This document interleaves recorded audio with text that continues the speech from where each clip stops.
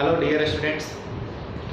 बच्चों, हम लोग एटॉमिक स्ट्रक्चर चैप्टर में जो बेसिक फंडा था, जितना भी बेसिक कॉन्सेप्ट था, वो सब हम लोग पिछले वीडियो में स्टडी कर चुके हैं। जैसे इलेक्ट्रॉन, प्रोटॉन, न्यूट्रॉन का डिस्कवरी, और साथ ही साथ इसका बहुत ही डिटेल हम लोग ने पीछे स्टडी किया है। Thomson model of atom, Rutherford model of atom, इस isotopes, isobars, isotones, iso electronics, isodiaphers, isosters, इन सारे छोटे छोटे टर्म्स को हम लोग पिछले वीडियोज में स्टडी कर चुके हैं। ठीक है, और मैंने आपको पीछे कई बार इस चीज़ का चर्चा किया है कि अब हम लोग यहाँ से एटॉमिक स्ट्रक्चर चैप्टर का जो मेन कॉन्सेप्ट है, मेन टॉपिक्स है, अब वो स्टार्ट करेंगे। ठीक है, तो उसमें सबसे पहले हम लोग पढ़ेंगे इलेक्ट्रोमैग्नेटिक वेव थ्योरी, है ना। आप लिखते चलिए हमारे साथ, इलेक्ट्रोमैग्नेटिक वेव थ्योरी। ठीक है, या इसी को हम लिख सकते हैं wave nature of electromagnetic radiation, wave nature of electromagnetic radiation. ठीक है, इलेक्ट्रोमैग्नेटिक वेव थ्योरी एक्चुअली क्या कहता है और किसके द्वारा दिया गया, वो हम लोग समझेंगे। Given by James Clerk Maxwell. ठीक है, जेम्स क्लार्क मैक्सवेल साइंटिस्ट का नाम था जिसने इस थ्योरी के बारे में बताया। ठीक है, इलेक्ट्रोमैग्नेटिक वेव थ्योरी क्या होता है, या इसी को हम बोल सकते हैं wave nature of electromagnetic radiation. ठीक है, तो बहुत सारे इलेक्ट्रोमैग्नेटिक रेडिएशंस हैं, वो electromagnetic radiations wave nature show करता है। जैसे cosmic rays, gamma rays, X rays, ultra violet rays, visual rays जो सनलाइट आ रहा है, या घर में बल्ब जलाते हैं तो बल्ब के फिलामेंट से जो लाइट निकलता है, या कैंडल जलाते हैं, वो सब विजुअल रे है। ठीक है, माइक्रोवेव्स, इंफ्रारेड, ठीक है, रेडियो वेव्स, है ना। इस सारे जो भी हमने नाम बताए, ये सभी इलेक्ट्रोमैग्नेटिक रेडिएशंस हैं। ठीक है, और ये electromagnetic radiations wave nature show करता है ना। अभी इस टॉपिक में हम यही पढ़ेंगे, जेम्स क्लार्क मैक्सवेल जो है यही चीज बताना चाहा कि जितने भी इलेक्ट्रोमैग्नेटिक रेडिएशंस होते हैं, वो सभी electromagnetic radiations wave nature show करते हैं, यानी वो वेव के फॉर्म में निकलते हैं किसी अपने पॉइंट से। तो सबसे पहले हम लोग यहाँ समझेंगे वेव क्या होता है, वेव का मतलब हम लोग क्या समझते हैं। वेव कोई ऑब्जेक्ट या कोई पार्टिकल नहीं है। ठीक है, वेव क्या है, ए मोड ऑफ एनर्जी ट्रांसफर। अब सबसे शॉर्ट तरीके से आप बोल सकते हैं कि वेव जो है एनर्जी ट्रांसफर का एक मोड है। ठीक है, it is a mode of energy transfer.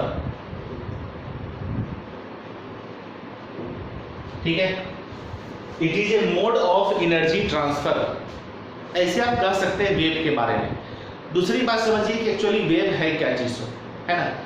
ये एनर्जी है ना, और ये क्या करता है कि एक लोकेशन से दूसरे लोकेशन तक एनर्जी को ट्रांसपोर्ट करता है, transporting energy from one location to another location. तो जो सोर्स होगा, जो सोर्स एनर्जी को एक लोकेशन से दूसरे लोकेशन तक ट्रांसफर करता है, उसी को हम लोग क्या बोलते हैं, वेव। ठीक है, तो वेव को हम ऐसे भी डिफाइन कर सकते हैं। अब हमारे साथ लिखते चलिए। ठीक है, a wave can be described as, ठीक है, a wave can be described as energy that travel from a medium or a space, comma, transporting energy from one location to other location.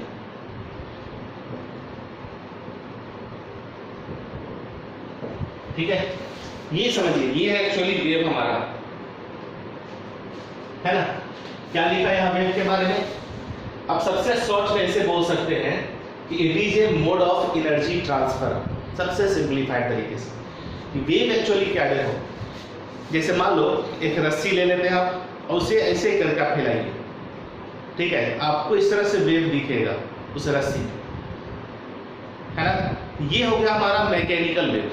Mechanical wave ये कहलाता है जिसमें medium जरूरी हो।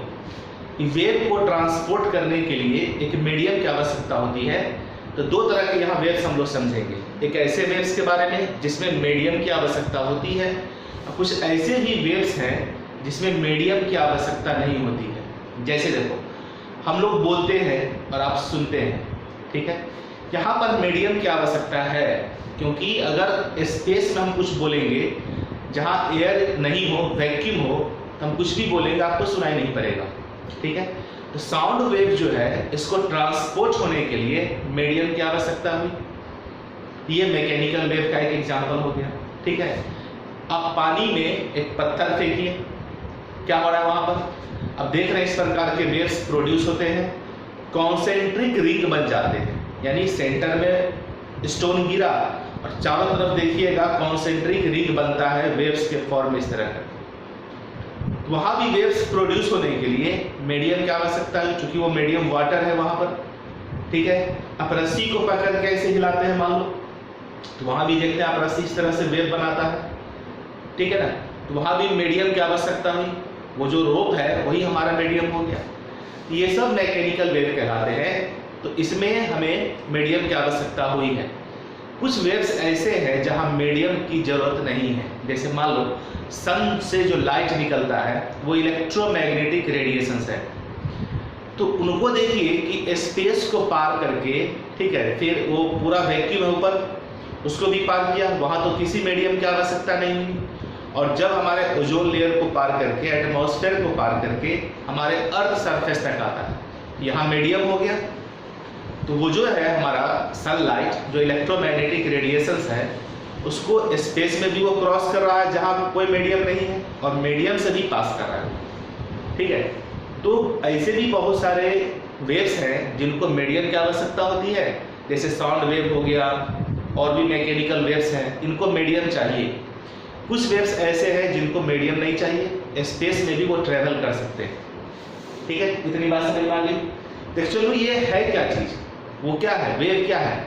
वो अपने साथ वेव जो है एनर्जी को ट्रांसफर करता है, अपने साथ एनर्जी को कैरी कर रहा है। वो वेव्स एक्चुअली एनर्जी ही है, एनर्जी को एक जगह से दूसरे जगह ट्रांसपोर्ट करता है वेव, ठीक है। आ रही बात समझ में इतनी? यहाँ तक कोई दिक्कत है? नहीं। अब समझो, जेम्स क्लार्क मैक्सवेल ने क्या बताया कि किसी भी सोर्स से निकलने वाला रेडिएशन या एनर्जी, रेडिएशन बोले या कहीं पर हम एनर्जी भी बोल सकते हैं, ठीक है। The energy emitted from any source continuously in the form of wave called electromagnetic waves, ठीक है। यानी किसी सोर्स से निकलने वाला एनर्जी कंटिन्यूअसली इमिट होता है रेडिएशन के फॉर्म में, वेव्स के फॉर्म में, जिसे हम लोग इलेक्ट्रोमैग्नेटिक वेव्स बोलते हैं या इलेक्ट्रोमैग्नेटिक रेडिएशन बोलते हैं। अभी जो हम बता रहे हैं ये सब जेम्स क्लार्क मैक्सवेल का थ्योरी है, जो अभी हम पढ़ने जा रहे हैं, इलेक्ट्रोमैग्नेटिक वेव थ्योरी। क्या है थ्योरी, समझो ध्यान से। अभी एक लाइन हमने बताया, जैसे मान लो हमने बताया अभी कि किसी भी सोर्स से निकलने वाला एनर्जी, वो सोर्स क्या हो सकता है, ठीक है। जैसे मान लो आयरन का रॉड है, उसे आप बहुत गर्म कर देते हैं, बहुत एकदम हीट कर देना है उसे, इतना हीट कर देना है कि रेड दिखने लगे, लाल। तो उस रेड हॉट जो आयरन रॉड है, उससे जो रेडिएशन निकल रहा है वो सोर्स हो गया हमारा।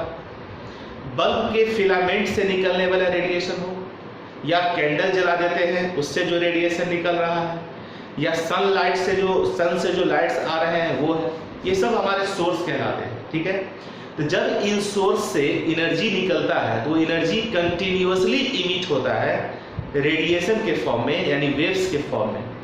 यानी इन सोर्स से निकलने वाला एनर्जी इलेक्ट्रोमैग्नेटिक रेडिएशन कहलाता है। यही कहा जेम्स क्लर्क मैक्सवेल ने पहली बार, the energy emitted from any source continuously in the form of radiation called electromagnetic radiation और इलेक्ट्रोमैग्नेटिक वेव। चलिए फिर थ्योरी को हम नोट करते हैं। तो इसका फर्स्ट पॉइंट लिखिए। यहाँ ऊपर हमने वेव के बारे में समझा कि एक्चुअली वेव क्या होता है। सो अब हम लोग यहाँ पर, ठीक है, इसके थ्योरी को पढ़ेंगे, है ना। थ्योरी क्या है वो समझो। द एनर्जी इज इमिटेड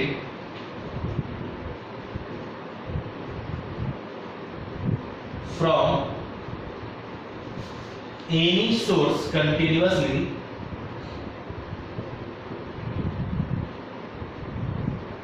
ठीक है, क्या लिखा? The energy is emitted from any source continuously in the form of radiations, in the form of radiations। किस फॉर्म में निकलता है? रेडिएशन के फॉर्म में, called electromagnetic radiation, electromagnetic radiation और electromagnetic waves, electromagnetic waves। ठीक है, और ये बात समझ में। तो यहां पर हम लिखे the energy is emitted from any source. वो सोर्स क्या हो सकता है? यहां सोर्स का मतलब आप क्या समझे, है ना? Filament of bulb, filament of bulb, है ना, या कैंडल, है ना, या हॉट रेड हॉट आयरन, है ना, या सनलाइट। ये सब हमारे सोर्स कहलाते हैं एनर्जी के। और भी बहुत सारे सोर्स हो सकते हैं, लेकिन ये सब सोर्स को हम लोग जानते हैं, देखते हैं। तो इन सोर्स से जो एनर्जी निकलता है वो कंटिन्यूअसली इमिट होता है। बहुत समझो ध्यान से, बहुत आसान चीज है कि इन सोर्स से जो एनर्जी निकल रहा है वो कंटिन्यूअसली इमिट होता है। किस फॉर्म में? रेडिएशन के फॉर्म में, जिसे हम लोग क्या बोलते हैं? इलेक्ट्रोमैग्नेटिक रेडिएशन या इलेक्ट्रोमैग्नेटिक वेव्स। ठीक है, इतनी बात समझ में आ रही। अब सेकेंड पॉइंट नोट करो, है ना, जो लिखते हैं उसको लिखते चलिए। लिखो, व्हेन इलेक्ट्रिकली चार्ज पार्टिकल्स, समझो इसे और समझो यहाँ पर कि जब कोई इलेक्ट्रिकली चार्ज पार्टिकल जैसे मान लो इलेक्ट्रॉन हो गया। इलेक्ट्रॉन हम जानते हैं नेगेटिव चार्ज कैरी करता है। तो इस तरह का कोई भी अगर चार्ज पार्टिकल हो जो इलेक्ट्रिकली चार्ज हो, कहने का मतलब, तो इलेक्ट्रिकली चार्ज पार्टिकल जब मूव करता है under acceleration, when electrically charge particle moves under acceleration, जब कोई चार्ज पार्टिकल एक्सीलरेशन के तहत मूव करता है, ठीक है, तो वो alternating electric and magnetic field produce करता है। बहुत इंपॉर्टेंट लाइन जो बता रहे, समझो। जब कोई भी इलेक्ट्रिकली चार्ज पार्टिकल मूव करता है अंडर एक्सीलरेशन, यानी उस चार्ज पार्टिकल में एक्सीलरेशन है। ठीक है, एक्सीलरेशन कहने का मतलब क्या? वेलोसिटी इनटू, क्या हम लोग बोलते हैं वहां का? Velocity time. ठीक है, तो यहाँ पर हो गया मीटर पर सेकेंड स्क्वायर। एक्सीलरेशन का एक्चुअली यूनिट होता है ना। तो हम क्या करते हैं? वेलोसिटी में टाइम से डिवाइड कर देते हैं। ठीक है, तो अगर मान लो चूंकि मास वहां बदलना नहीं है इलेक्ट्रॉन का, तो केवल वेलोसिटी ही चेंज हो सकता है, तभी इसको हम अंडर एक्सीलरेशन बोलेंगे। ठीक है, जब कोई charge particle under acceleration move करता है तो वो इलेक्ट्रिक और magnetic field, alternating electric and magnetic field produce करता है। ठीक है, और जो इलेक्ट्रिक और मैग्नेटिक फील्ड प्रोड्यूस होता है, ये दोनों फील्ड एक दूसरे के परपेंडिकुलर होता है, और साथ ही साथ जो चार्ज मूव कर रहा है जिस डायरेक्शन में, उस डायरेक्शन के भी परपेंडिकुलर होता है। क्या बोले समझ में आ रहा है कि जो एक्सीलरेटेड चार्ज पार्टिकल है जब वो मूव करता है, ठीक है, तो वो alternating electric and magnetic field produce करता है। ये इलेक्ट्रिक और मैग्नेटिक फील्ड एक दूसरे के परपेंडिकुलर होते हैं और साथ ही चार्ज जिस डायरेक्शन में प्रोपेगेट हो रहा है उस डायरेक्शन के ही परपेंडिकुलर होता है ये इलेक्ट्रिक और मैग्नेटिक फील्ड। यानी कहने का मतलब कि जो इलेक्ट्रिक और मैग्नेटिक फील्ड जनरेट हुआ, प्रोड्यूस हुआ, वो इलेक्ट्रिक और मैग्नेटिक फील्ड एक दूसरे के परपेंडिकुलर होगा और साथ ही साथ ये इलेक्ट्रिक और मैग्नेटिक फील्ड जो है डायरेक्शन ऑफ प्रोपेगेशन के भी परपेंडिकुलर होगा। ठीक है, तो नेक्स्ट पॉइंट लिखो यहाँ पर एक चीज है ना, when electrically charged particles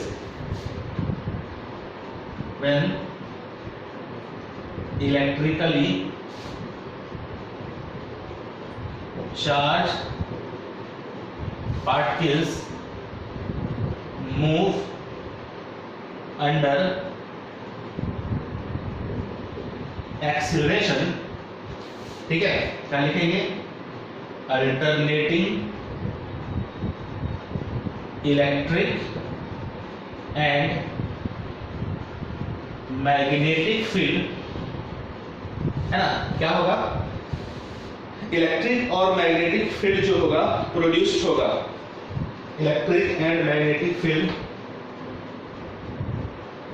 produced and transmitted. ठीक है, क्या लिखे, when electrically charged particles move under acceleration, alternating electric and magnetic field produced and transmitted, है ना, यानी इलेक्ट्रिक मैग्नेटिक फील्ड प्रोड्यूस होता है और वो आगे की दिशा में ट्रांसमिट होता है। आगे बात समझ में यहाँ पर, चलो अब यहाँ थर्ड पॉइंट लिखो।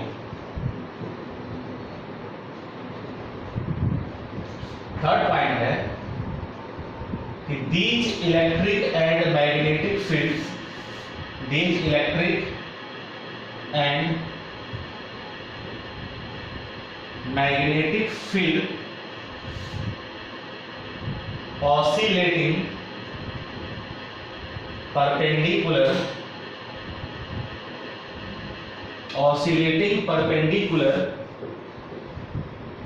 to each other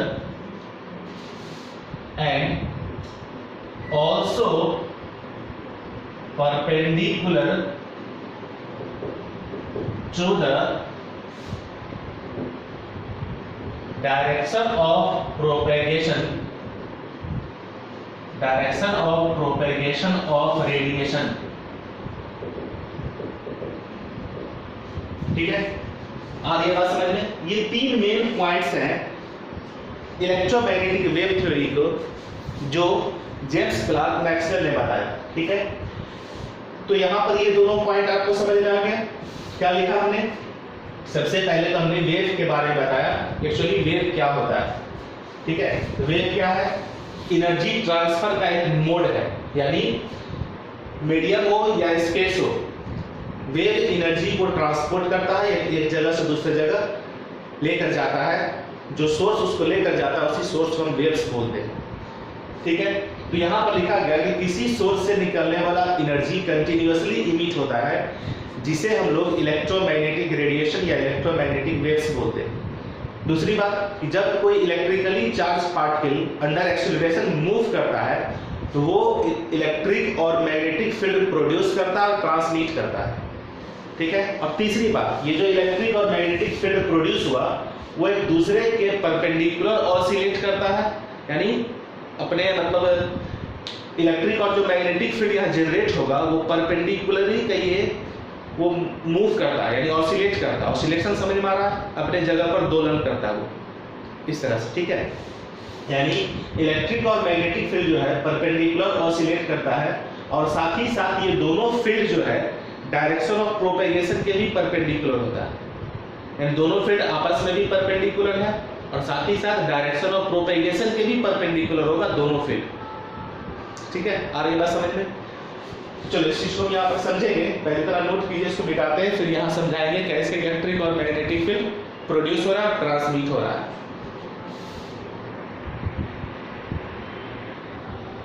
तो बच्चों अब हम लोग जो थर्ड पॉइंट अभी नोट किए हैं उसको समझने की कोशिश करते हैं कि किस प्रकार इलेक्ट्रिक और मैग्नेटिक फील्ड किसी पॉइंट से प्रोड्यूस होता है, ट्रांसमिट होता है।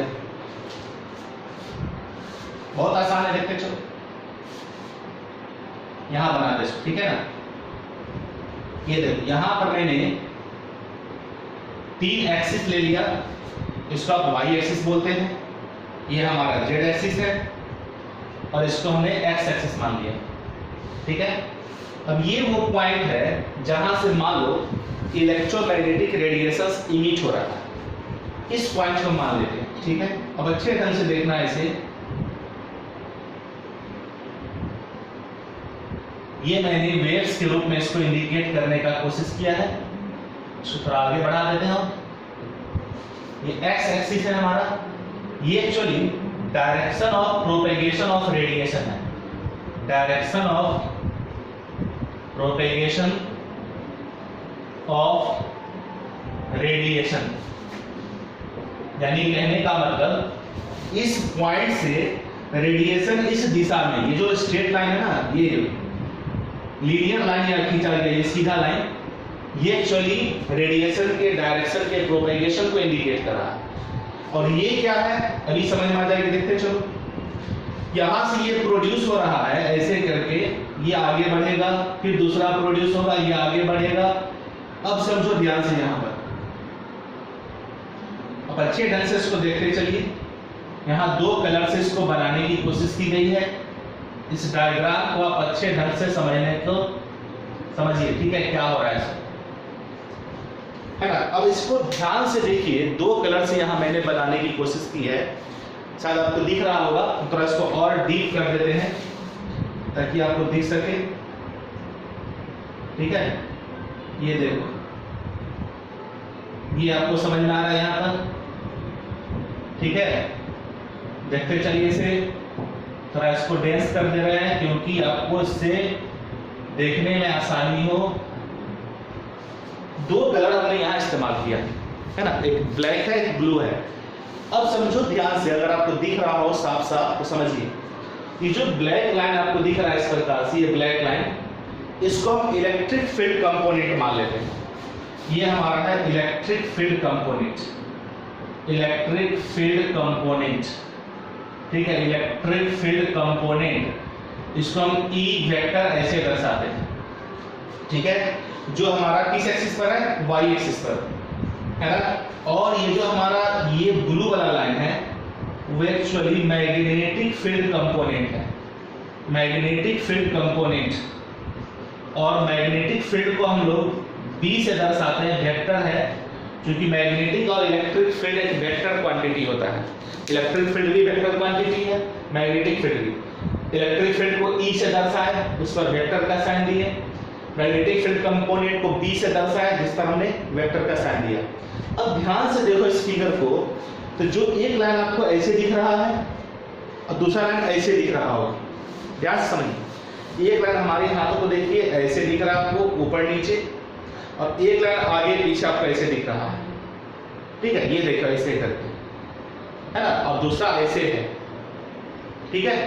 तो जो यहाँ पर हम ऐसे बनाए हैं, ये इसको हमने इलेक्ट्रिक फील्ड कंपोनेंट मान लिया, और जो ऐसे बनाए हैं ये है ब्लू वाला लाइन, इसको हमने मैग्नेटिक फील्ड कंपोनेंट बना लिया। अब ध्यान से जरा सोच के देखो यहाँ पर, ये एक्चुअली ये जो है ना, ये परपेंडिकुलर है, देखो ये दोनों एक दूसरे के परपेंडिकुलर होगा, ये दोनों एक दूसरे के परपेंडिकुलर है, यानी यहाँ 90 डिग्री का एंगल हमारा, यानी इलेक्ट्रिक फील्ड और मैग्नेटिक फील्ड कंपोनेंट परपेंडिकुलर है, ठीक है। आ रही है बात समझ में। साथ ही साथ ये समझो, ये इलेक्ट्रिक फील्ड कंपोनेंट जो है, इलेक्ट्रिक फील्ड कंपोनेंट इस डायरेक्शन ऑफ प्रोपेगेशन के भी परपेंडिकुलर है, डायरेक्शन ऑफ प्रोपेगेशन के भी परपेंडिकुलर है। और साथ ही साथ ये जो मैग्नेटिक फील्ड कंपोनेंट है, ये भी इसके साथ परपेंडिकुलर है ना, ये भी इसके साथ परपेंडिकुलर है ना। ध्यान से समझो इस चीज को, बड़ा इंटरेस्टिंग चीज है ये। तो देखो आपको ये 90 टैप दिख नहीं रहा है, लेकिन जरा सोच के देखो 3 डायमेंशनली इस फिगर सबको, तो आपको पता चल जाएगा, है ना। ऐसे समझो, ये हमारा डायरेक्शन ऑफ प्रोपेगेशन है सीधा, और ये जो इलेक्ट्रिक फील्ड है, ये देखो इलेक्ट्रिक फील्ड का ऐसे लीजिए और यहाँ पर ऐसे और ऐसे मिलाइए, ये परपेंडिकुलर दिखेगा। बात तो समझे क्या बोल रहे हैं सब? इलेक्ट्रिक फील्ड को आप ऐसे लेकर चलिए, ठीक है, इसके बीचों बीच हमारा ये डायरेक्शन ऑफ प्रोपेगेशन है। इलेक्ट्रिक फील्ड और डायरेक्शन ऑफ प्रोपेगेशन ये होगा 90 डिग्री पर, ठीक है। और जो मैग्नेटिक फील्ड ऐसे बन रहा है, बात को समझो, ठीक है, ये समझो आपका इलेक्ट्रिक फील्ड है, ये हमारा मैग्नेटिक फील्ड है, ऐसे देखिए, है ना, इसको हम ऐसे बाहर निकाल देते हैं, और ये हमारा डायरेक्शन ऑफ प्रोपेगेशन है। ध्यान से समझो, देखो ये हो गया हमारा डायरेक्शन ऑफ प्रोपेगेशन, ऐसे देखिए, पकड़ने में थोड़ी मुश्किल हो रही है, ठीक है। अब ऐसे समझो, यहाँ पर ऐसे ये है हमारा, ये देखो ये मार्कर आप देख रहे हैं ना, ये डायरेक्शन ऑफ प्रोपेगेशन हो गया। दो हाथ जो हमारा देख रहे हैं, ये जो खड़ा है ऊपर वाला हाथ, ये इलेक्ट्रिक फील्ड कंपोनेंट है, और ये हमारा मैग्नेटिक फील्ड कंपोनेंट है, ठीक है। इसमें जो मिडिल फिंगर है उसको मिलाइए, तीनों से सब परपेंडिकुलर दिखेगा आपको। इस उंगली का मिडिल फिंगर, इस हाथ का मिडिल फिंगर, ध्यान से देखिए, आपको परपेंडिकुलर दिखेगा। इमेजिन करिए, थोड़ा सोचने की कोशिश करिए। और ये दोनों उंगली जो है, मिडिल फिंगर दोनों हाथ का, मार्कर से भी परपेंडिकुलर होगा, है ना, आपको दिख रहा है यहाँ पर, मार्कर के साथ भी दोनों परपेंडिकुलर होगा, ठीक है। तो जस्ट समझने के लिए मैंने यहाँ पर, चूंकि अब क्लासरूम में रहते तो हम आपको समझा देते, अभी वीडियो है, यहाँ थोड़ा सा आपको खुद से ब्रेन लगाना होगा, है ना, कि ये डायरेक्शन ऑफ प्रोपेगेशन है रेडिएशन का, और ये इलेक्ट्रिक फील्ड है। तो इलेक्ट्रिक फील्ड के बीचों बीच एक लाइन खींचिए और उसको डायरेक्शन ऑफ प्रोपेगेशन से ऐसे कीजिए, तो 90 डिग्री दिखेगा। फिर ये जो मैग्नेटिक फील्ड कंपोनेंट हमारा है, ये मैग्नेटिक फील्ड और ये लाइन, ये 90 होगा, ठीक है। और साथ ही साथ ये इलेक्ट्रिक फील्ड है और ये मैग्नेटिक फील्ड है, यानी ये इलेक्ट्रिक फील्ड है, ये मैग्नेटिक फील्ड है, समझो ध्यान से, ये इलेक्ट्रिक फील्ड है, इस तरह समझो, देखो, है ना। अब किसी की तरफ ना करिए, इसको देखो ऐसे पकड़ो और यहाँ से एक को ऐसे पकड़ो, ये देखो, दिख रहा है आपको? ये हो गया आपका इलेक्ट्रिक फील्ड कंपोनेंट, ये हो गया डायरेक्शन ऑफ प्रोपेगेशन, ये है मैग्नेटिक फील्ड कंपोनेंट, है ना। तो ये देखो, electric field component, magnetic field component, ये परपेंडिकुलर है, 90 डिग्री पर है ये।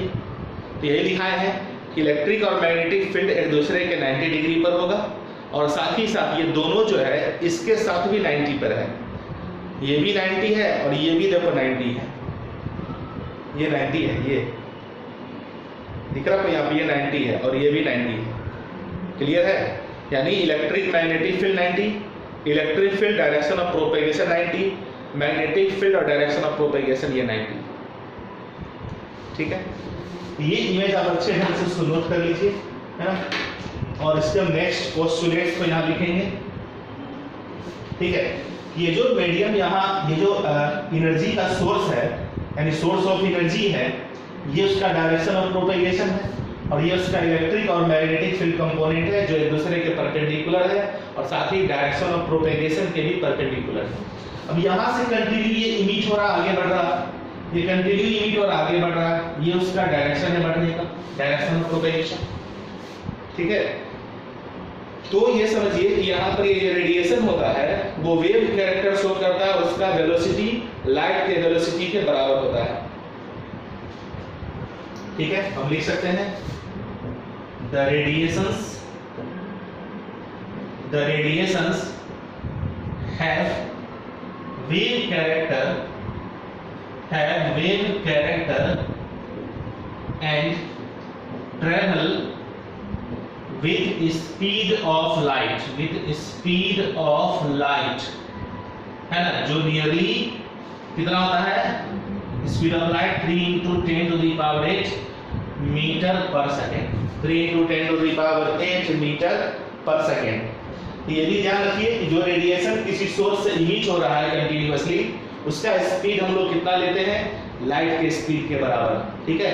और साथ ही साथ इस रेडिएशन को मूव करने के लिए किसी मीडियम की आवश्यकता नहीं है, बल्कि ये सभी मीडियम में पास करेगा। हम लिख सकते हैं अगली पॉइंट को फिर यहाँ पर, है ना, क्या लिख सकते हैं यहाँ पर, सोचो, these waves do not require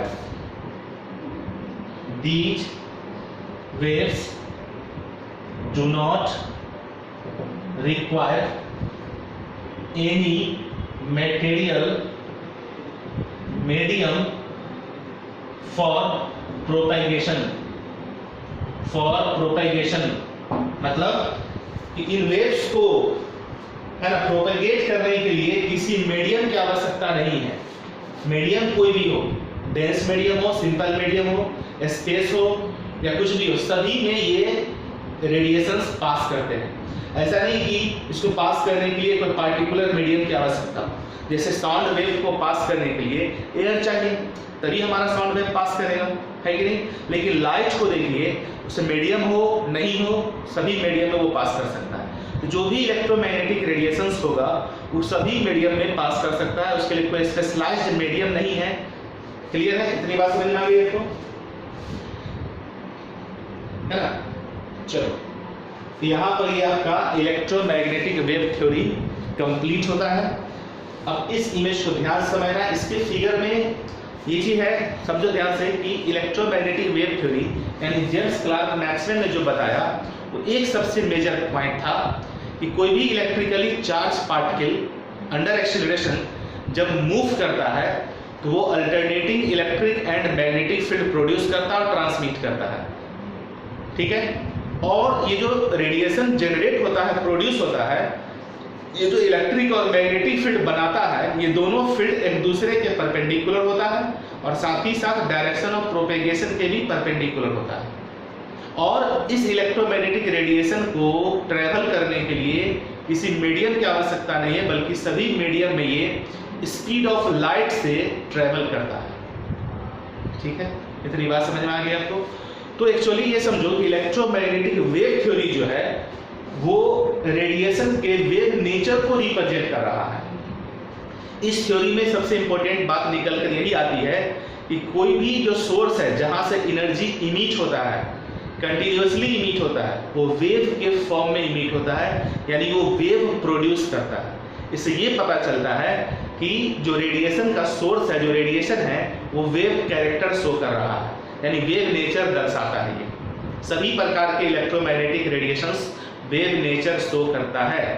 अब इलेक्ट्रोमैग्नेटिक रेडिएशन कहने का मतलब कॉस्मिक रेज, जिसके बारे में बहुत कुछ हम लोग नहीं जानते होंगे, gamma rays, X rays, ultraviolet rays, visual rays, है ना, infrared radiations, microwaves, radio waves, ये सभी इलेक्ट्रोमैग्नेटिक वेव्स हैं, ठीक है। और ये वेव नेचर शो करते हैं, ठीक है। कंटिन्यूअसली अपने सोर्स से इमिट होता है, ये इलेक्ट्रिक और मैग्नेटिक फील्ड प्रोड्यूस करता है, ठीक है। तो बच्चों यहाँ पर आपका ये टॉपिक फिनिश होता है। अब हम लोग नेक्स्ट वीडियो में जो वेव यहाँ प्रोड्यूस हुआ, इस वेव के कैरेक्टरिस्टिक्स का अध्ययन करेंगे। कैरेक्टरिस्टिक्स को हम लोग स्टडी करेंगे, जिस कैरेक्टरिस्टिक्स के बारे में ऑलरेडी आप लोग 9th या 10th में फिजिक्स में लाइट चैप्टर में पढ़े होंगे। Wavelength, frequency, velocity of light, wave number, amplitude, ये सब कुछ कैरेक्टरिस्टिक्स है वेव्स का, जिसे हम लोग नेक्स्ट वीडियो में स्टडी करेंगे। तब तक के लिए इस वीडियो में आप इलेक्ट्रोमैग्नेटिक वेव थ्योरी या नीचे लिखे wave nature of electromagnetic radiation, इस थ्योरी से हम लोग इलेक्ट्रोमैग्नेटिक रेडिएशन के वेव नेचर के बारे में समझ पाते हैं। Electromagnetic radiation wave character show कर रहा है। ये बात किसने बताई? जेम्स क्लार्क मैक्सवेल ने। अपने थ्योरी का नाम दिया उसने इलेक्ट्रोमैग्नेटिक वेव थ्योरी। क्लियर है?